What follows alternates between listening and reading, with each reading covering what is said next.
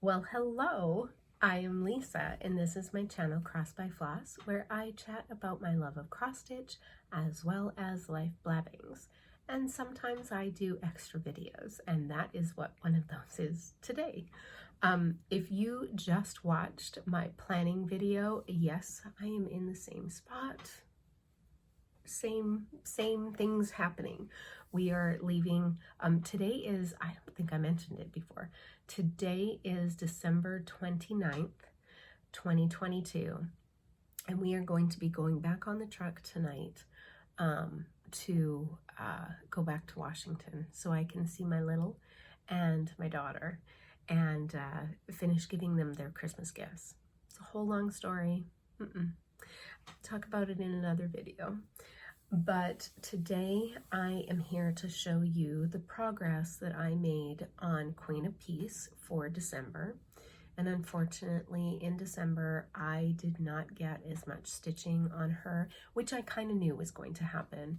We were getting on the truck in kind of mid-December to go to Washington to see the little and my daughter just before Christmas and drop off their gifts, and that did not happen. Weather had other plans, and yeah, so we are attempting it again tonight. And so, but because of that, I don't take anything that would need to be washed on the truck for stitching. If it can be washed or it doesn't matter, I will take those items on the truck with me and clean my environment as much as I can to stitch. Mira's and Nora's and anything that is huge, I'm not taking on the truck. So therefore, I had very limited time in December to actually work on her. I will say I think I worked 13 days maybe on her total in December. Some days I got quite a bit of stitching in. Some other days I might have gotten a strand of floss in. It just really depended on what was happening. So I am going to insert I take a daily picture of what I have done. And so I'm going to insert a little video clip here. You might want to turn the volume down on whatever device you're watching on, because for some reason the program that I use for that little video clips, I can't figure out how to make the volume change. So just maybe change the volume. The video will be here.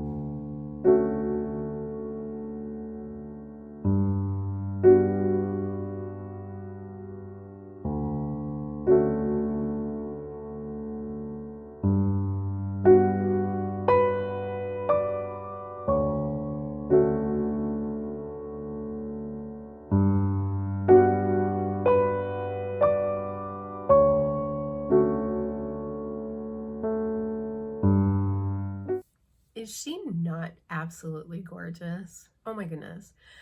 So I did learn something as I was plugging the pictures in for the video. When I take pictures, I sometimes will crop the pictures so that you're just seeing, you know, not a bunch of background stuff. And when I plug the picture into the program, it then also edits an area. So I have learned that if I don't crop the photo, it turns out fine.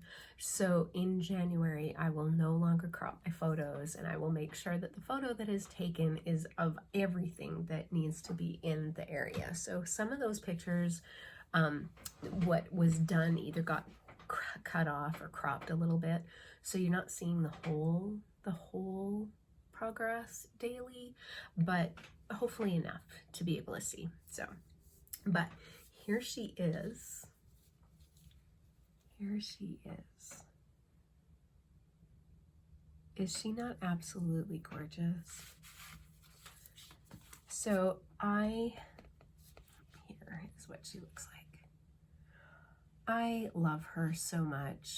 And if you are new to my channel, I was lent this pattern by a very, very generous viewer and commenter to my videos.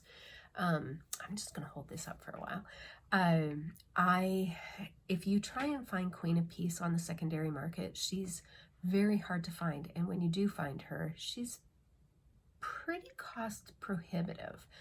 And then she costs a lot to kit up.